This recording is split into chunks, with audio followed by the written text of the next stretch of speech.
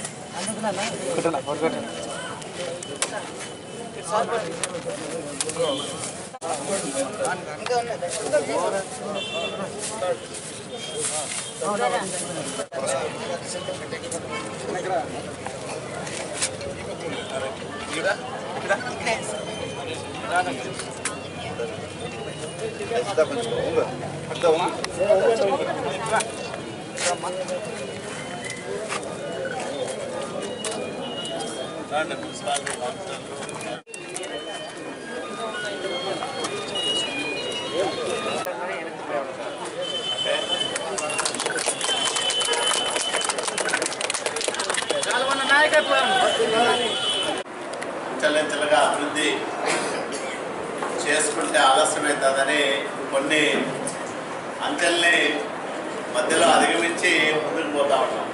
సాధారణంగా 30 పడకల ఆసుపత్రి 50 పడకలు కల్లా 50 పడకల నుంచి 100 పడకలు అవుతుంది. నిపుణులైన వైద్యులు వాళ్ళ పర్యవేక్షణలో వైద్య సేవలు అందుబాటులోకి వస్తే రాయదుర్గం ప్రాంతానికి, రాయదుర్గం పట్టణానికే కాకుండా మిగిలిన గ్రామాలకు కూడా ఎంతగానో ఉపయోగపడుతుందనే ఉద్దేశంతో ఈ కార్యక్రమాన్ని ఇక్కడ మనం ఏర్పాటు చేసుకోవడం జరిగింది. 100 పడకల ఆసుపత్రిగా మన ఆసుపత్రిని మార్చుకోవడం. దీనికి అందరికీ ప్రధానమైన కారణం మన మీద, మన ప్రాంతం మీద ముఖ్యమంత్రి గారు మనకు తెలుసు సార్, ఈ 100 పడకల హాస్పిటల్లో రావడం అనేది ఆశామాషం అనేది కాదు. అందుకే చెప్తున్నాను సార్, సీరియస్ వచ్చింది. ఎందుకంటే మొన్న 31 హాస్పిటల్స్ ఇస్తే నేను సార్ ఫోన్ చేసి, సార్ మనం అనుకున్నది 30 నుంచి 50 కదా సార్ సార్ లే డాక్టర్ గారు 31 హాస్పిటల్స్లో 3 100 పడకలు చేసినారు, దాంట్లో మంది కూడా ఒకటి నేను కష్టపడి చేసినాను.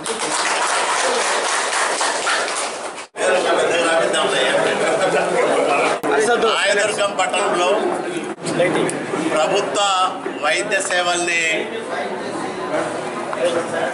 నిపుణుల పర్యవేక్షణలో సామాన్యులకు అందుబాటులో తీసుకొచ్చే సంకల్పంలో భాగంగా 30 పడకలుగా ఉన్న ఆసుపత్రిని ముఖ్యమంత్రి గారి ఆశీస్సులతో 100 పడకల సామర్థ్యానికి పెంచుకున్నాం. ఒకేసారి 30 నుంచి 100 పడకలకు పెంచడం అనేది మామూలుగా జరిగే పని కాదు. కానీ మా మీద ముఖ్యమంత్రి గారికి ఉన్న ప్రత్యేకమైన అభిమానం, ప్రేమ, ఆయన ఆశీస్సుల వల్ల ఈరోజు రాయదుర్గం ఆసుపత్రి 30 నుంచి 100 పడకల సామర్థ్యానికి పెరిగింది.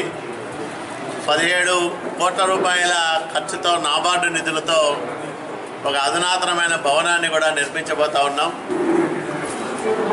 సుమారు 19 మంది వైద్యులు ఇక్కడికి వచ్చే అవకాశం ఉంటుంది.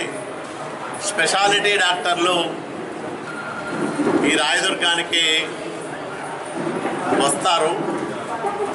ఒక 20-30 సంవత్సరాల తర్వాత కూడా ప్రజల అవసరాలు, ఇక్కడ ఆరోగ్య సమస్యలతో ఇబ్బంది పడే సామాన్యుల అవసరాలు తీర్చే విధంగా ఈ ఆసుపత్రి అభివృద్ధి అవుతూ ఉంది.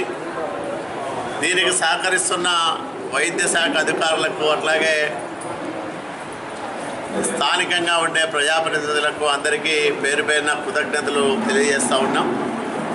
ఈ కార్యక్రమాలన్నీ కూడా త్వరగా పూర్తయి అన్ని హాంగులతో, ఎందుకంటే ఇక్కడ ఆసుపత్రి నిర్మాణం కావడానికి, ఆ ఏర్పాటు కావడానికి జయంతి కుటుంబం ఇక్కడ వాళ్ళ భూమిని దానంగా ఇచ్చారు. కాబట్టి ఈరోజు ఒక ప్రధానమైన కూడలిలో ఆసుపత్రి ప్రజలందరికీ అందుబాటులో ఏర్పాటు కావడానికి అప్పట్లో అవకాశం వచ్చింది. వాళ్ళ కుటుంబానికి ఎప్పుడు కూడా ప్రజలు రుణపడి ఉంటారు. అదే సందర్భంలో ఇక్కడ అధునాతన వైద్య సేవలు ఇప్పటికే ఒకటొకటిగా కల్పించుకుంటూ వస్తూ ఉన్నాం. ముఖ్యమంత్రి ఈఐ కేంద్రాన్ని ఏర్పాటు చేసుకున్నాం.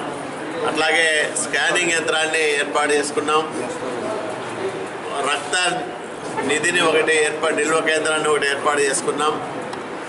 వీటన్నిటితో పాటు ఈరోజు ముఖ్యమంత్రి గారి ఆశీస్సులతో ఏర్పాటు చేసుకుంటున్న 100 పడకల ఆసుపత్రి ఈ ప్రాంత ప్రజల అవసరాలు తీర్చడానికి భవిష్యత్తులో ఎంతగానో ఉపయోగపడుతుంది.